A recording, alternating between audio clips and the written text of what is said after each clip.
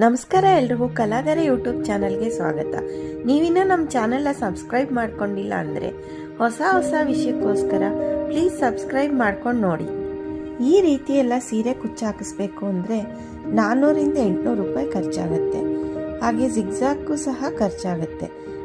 ಆದ್ದರಿಂದ ಮನೆಯಲ್ಲೇ ಪ್ಲೈನ್ ಹೊಲಿಗೆ ಮಿಷನಲ್ಲಿ ಕಡಿಮೆ ಖರ್ಚಲ್ಲಿ ಈ ರೀತಿ ಲೇಸ್ಗಳಿಂದ ಸೀರೆ ಕುಚ್ಚನ್ನು ಹಾಕೋಬೋದು. ಪ್ಲೇನ್ ಗೋಲ್ಡ್ ಲೇಸಲ್ಲೂ ಸಹ ಹಾಕೋಬೋದು. ಇದು ನಮಗೆ ಪ್ರತಿ ಮೀಟರ್ಗೆ 12ರಿಂದ 15 ರೂಪಾಯಿ ಖರ್ಚಾಗುತ್ತೆ ಅಷ್ಟೇ. ಹಬ್ಬಗಳಲ್ಲಿ ಅರ್ಜೆಂಟಲ್ಲಿ